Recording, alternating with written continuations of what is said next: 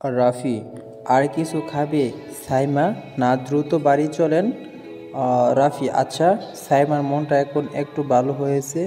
রাইসার সাথে কথা বলেছি বলে এত অভিমান করলো। ভালোবাসলে বুঝি এমনই রাগ হয়? সাইমা, শুনলাম আপনি আজ কয়েকদিন মায়ের সাথে রান্না করেন। রাফি, করি তো। সাইমা, আগে তো করতেন না। রাফি, আগে জানতাম না। সাইমা, কি জানতেন না? রাফি, একটা হাদিস। সাইমা, কোন হাদিস? রাফি, আসওয়াদ রাদিয়াল্লাহু আনহু বলেন, আমি আয়েশা রাদিয়াল্লাহু আনহুকে জিজ্ঞেস করলাম, রাসূল সাল্লাল্লাহু আলাইহি ওয়াসাল্লাম ঘরে কি কাজ করতেন? তিনি বললেন, রাসূল সাল্লাল্লাহু আলাইহি ওয়াসাল্লাম ঘরের কাজে ব্যস্ত থাকতেন, অর্থাৎ গৃহস্থলীর কাজে পরিবার পরিজনের সহযোগিতায় থাকতেন। যখন নামাজের সময় হতো নামাজে চলে যেতেন। এই হাদিসটা পাগলি। সাইমা, আমাকে কি পাগলি মনে হচ্ছে? রাফি, আরে আদর করে ডাকলাম। রাসূল সাল্লাল্লাহু আলাইহি ওয়াসাল্লাম ও তার স্ত্রীর আদর করে ডাকতেন, তুমি এই হাদিসটা জানো না? আয়েশাকে রাসূলুল্লাহ নবী আদর করে ডাকতেন। হুমায়রা বললে, হুমায়রা অর্থ লাল বর্ণের রমণী। রাসূল সাল্লাল্লাহু আলাইহি ওয়াসাল্লাম এর আদর মাখা ডাক শুনে আয়েশা রাদিয়াল্লাহু আনহু কাছে আসতেন, তাকে জড়িয়ে ধরতেন, এরপর কবিতা পাঠ করে আল্লাহর রাসূল সাল্লাল্লাহু আলাইহি ওয়াসাল্লামকে শোনাতেন। এমনও হয়েছে আল্লাহর রাসূল সাল্লাল্লাহু আলাইহি ওয়াসাল্লাম একবার আয়েশা রাদিয়াল্লাহু আনহুর দিকে তাকিয়ে মন্ত্রমুগ্ধের মতো বলেন, তোমার চক্ষুদ্বয় কত সাদা। সাইমা, জানি তো। রাফি, তাহলে আবার বাড়িতে চলে আসছি, নামো। সাইমা, দূর, কিছু ভালো লাগছে না। আর কয়েকদিন পর পরীক্ষা শেষ হয়ে যাবে। আর রাফি প্রতিদিন রাইসার সাথে কথা বলে, আমার তো একদম সহ্য হয় না। আর রাইসাও কিছু বলে না। আজ রাফিকে আমি এই বিষয়ে কিছু বলবো। আমার আর একটু ভালো লাগছে না।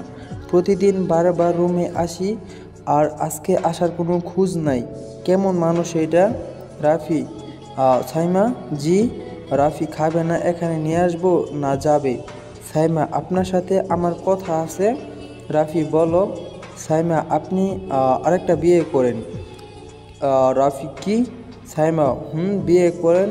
আমাকে তো আপনার পছন্দ না, আর আমি তো কালো, কওমিতে পড়িনি, আলেমা নয়। আপনি একটা মেয়ে বিয়ে করেন যে কওমিতে পড়ে আর ফর্সা, আর আমাকে মুক্তি দেন। রাফি, এসব বলছো কেন? সাইমা, যেসব মেয়েদের মধ্যে থেকে যাদের ভালো লাগে তাদের বিয়ে করে নাও, নেওয়া 2-3টা কিংবা 4টি পর্যন্ত। আর যদি এরূপ আশঙ্কা করো যে তাদের মধ্যে ন্যায় সংকট আচরণ বজায় রাখতে পারবে না, তবে একটি অথবা তোমাদের অধিকারভুক্ত দাসীদেরকে। রাফি, কি হয়েছে তোমার? সাইমা, কিছু হয়নি, যা সত্যি তাই বললাম। আর আমাকে যদি একেবারে ভালো না লাগে তবে ছেড়ে দিন, আমি আর এসব নিতে পারছি না। রাফি, থাপ্পড় দিব। রাফি, তুমি এমন করছো কেন? কোনো সমস্যা? সাইমা, না, কোনো সমস্যা না, আমার আর ভালো লাগছে না, তাই বললাম। রাফি, এতদিন তো ঠিক ছিলে, আমি কত বকতাম, কিছু বলতে না, আর আজ? সাইমা, না, অনেক দিন ধরে ভাবছি বলবো, কিন্তু আর না বলে পারছি না। রাফি, চলেই যখন যাবে তখন এতদিন মন জয় করার চেষ্টা করছো কেন? সাইমা, এতদিন ভালো ছিল, এখন রাইসা। রাফি, কি থামলে কেন, বলো। রাইসা কি? সাইমা, কিছু না। রাফি, ও বুঝছি, আচ্ছা ঠিক আছে, খাবে, চলো। সাইমা, ভালো লাগছে না। রাফি, দূর, চলো। মেয়েটা আজ মন খারাপ করেছে, প্রচণ্ড আকারে মন খারাপ হবারই কথা। এতদিন যত খারাপ ব্যবহার করেছি, কিন্তু এখন যে কি করি। আর মাত্র 2টা পরীক্ষা আছে ওর, তারপরেই তো বলে দিব, সমস্যা নেই। আর রাইসাকে নিয়ে একটু হতাশায় ভুগছে, কি যে করি। দূর, একটু বই নিয়ে বসি না, আগে ডায়েরিটা খুঁজতে হবে। কোথায় যে রেখেছে? এই তো পেয়েছি, কিন্তু শুধু 1 পেজ লিখেছে কেন? তাও আবার লিখেছে, আপনার সাথে কোনো কথা নেই, আপনি ভালো না, আমাকে রেখে রাইসার সাথে কথা বলেন, আর আমাকে দেওয়ার মতো কোনো টাইম আপনার থাকে না। আমি চলেই যাব, আর থাকবো না। ইস রে, মেয়েটার কত অভিমান। যাই হোক, সাইমার দেওয়া বইগুলো একটু পড়ি, কী যে করব এখন। আর 2টা দিন, তারপরে আমার রানীকে নিয়ে আসবো। বিছানায় যে বইটা খুললাম, একটু পড়ে আবার পাখিটাকে দেখতে যাব কি করছে।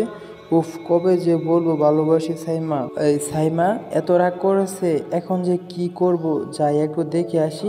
রুম থেকে বের হয়ে গেলাম, সাইমা রুমে গিয়ে দেখি পড়ছি আমার উপস্থিতি বেশিরভাগ সময় বুঝতে পারে না, তাই আমি নিজেই কথা বলি মাঝে মাঝে।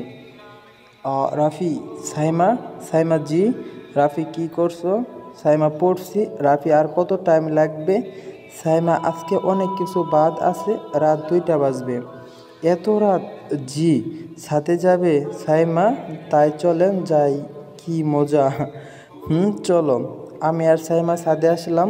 গোলাপ গাছগুলোতে ফুল ফোটা শুরু করে দিয়েছে। ভালোই লাগছে দেখতে দেখতে। আল্লাহর সৃষ্টি কতই না সুন্দর। সেই দিন রাতের কথা মনে পড়লো, সাইমা গোলাপ দিয়ে প্রপোজ করার কথা বলেছিল। রাফি, এই পাগলি দেখো গোলাপ ফুটেছে। সাইমা, তাই তো দেখছি। রাফি, কি কিছু বলবা না? সাইমা, কি বলবো? রাফি, না কিছু না। কিছু সময় পরে চলে আসলাম। সাইমা আবার পড়তে বসবে তো। রাফি, কে ডিভোর্স দেওয়ার কথা বলা ঠিক হয়নি? সাইমা, এখন বুঝছি রে। তুই আগে বললি না কেন যে এই বিষয়ে কথা বললে? রাইসা, ও বলতো নিষেধ করেছে তাই। সাইমা, আচ্ছা। রাইসা, আর রাফি শুধু তোর বিষয়ে জিজ্ঞাসা করতো। বললাম তো, শুধু বলে যে তুই কি পছন্দ করিস এই সেই, আর আমাদের অন্য কোনো সম্পর্ক নেই। সাইমা, সরি রে, ক্ষুধারানা করা কবিরা গুনাহ বলে গিয়েছিলাম। সরি। রাইসা, আচ্ছা আজ রাফি আসতে লেট করছে কেন? সাইমা, জানি না রে, পথে কোনো সমস্যা হলো কিনা বুঝতেও পারছি না। রাইসা, ওই তো চলে আসছে। আর শোন, তুই খুব দ্রুতই একটা খুশির খবর পাবি। সাইমা, মানে? রাইসা, দেখি শুধু আর কালকের দিনটা অপেক্ষা কর। সাইমা, কি বলবি তো? সাইমা, সারপ্রাইজ। সব বললেও এটা বলবো না যে কাল রাফি তোকে মেনে নেবে। সাইমা, আচ্ছা গেলাম। দুপুরবেলা ঘুমিয়ে আছি, হঠাৎ মা জোরে ডাকলো। কি যে হলো বুঝলাম না। আব্বু ডাকছে। রুম থেকে বের হয়ে দেখি সাইমার মাথায় সবাই পানি দিচ্ছে। এমা, কি হলো ওর আবার? কাজে বুয়া হাতে পায়ে তেল দিয়ে দিচ্ছে।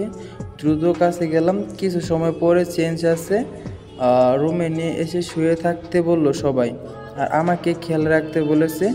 রাফি, কি হয়েছে তোমার? এমন সেন্সলেস হলে কেন? সাইমা, জানি না, খাওয়ার পর বমি হলো আর তারপর মাথা ঘুরিয়ে গেল। কি হয়েছে বুঝছি না, তবে কিছুই ভালো লাগছে না। রাফি, ঠিক মতো খাও না তো কি হবে? সাইমা, রাগ করেছেন কেন? আমি তো খাই ঠিক মতো। রাফি, তাই নাকি? খুব খাও বুঝি, তাহলে ওয়েট এত কম কেন? হ্যাঁ। সাইমা, আরে রাগ করেন না। জানেন হজরত আয়েশা রাদিয়াল্লাহু আনহু অনেক হালকা পাতলা গড়নের ছিল। এই জন্য রাসূল সাল্লাম মাঝে মাঝে তাকে কোলে করে ঘোরাতো, তাই আমিও ভাবছিলাম। রাফি, আরে শখ রে, ঠিক আছে চলো তোমাকে একটু কোলে নিয়েই ঘুরে বেড়াই, যদি মহারানীর শখ মিটে। আজকে সাইমাকে আর আনতে যাব না, অফিসে অনেক কাজ আছে, আব্বু নিতে যাবে। অফিসের কাজ শেষ করে একটু কেনাকাটা করতে হবে। রাইসার কাছ থেকে সাইমার পছন্দের সব কিছু নাম জানা হয়ে গেছে, এখন শুধু কিনে উপহার দেওয়া পালা। এসব দিলে পাগলিটা কত খুশি হবে। উফ, ভাবতেও ভাল লাগে। অনেক কিছুই কিনেছি, চুড়ি, পায়ের তোড়া, কানের দুল, আরও কত কিছু। একটা শাড়িও নিলাম, আর গাছের গোলাপ তো আছেই। বিকেল সাইমা পড়ার রুমে বেশি থাকে, আমার রুমে রাত ছাড়া আসেই না, তাই নিয়ে যে সব রুমের আলমারিতে রেখে দেব। খুব ভালো লাগছে, আজ মনের মানুষের সাথে মিল হবে। সাইমা আমাকে নিজের করে পাবে। এক সময় বাড়িতে চলে আসলাম, বারবার কলিং বেল টিপছি, কিন্তু কেউ দরজা খুললে না। কি একটা বিপদ। সাইমা, আসলে তো ভালো হবে। দূর, কেউ আসে না। পকেট থেক্স অনেক খুঁজে চাবি বের করলাম। দরজা নিজের খুলে ঢোকা লাগবে দেখছি, এমন সময় দরজা খুলে গেল।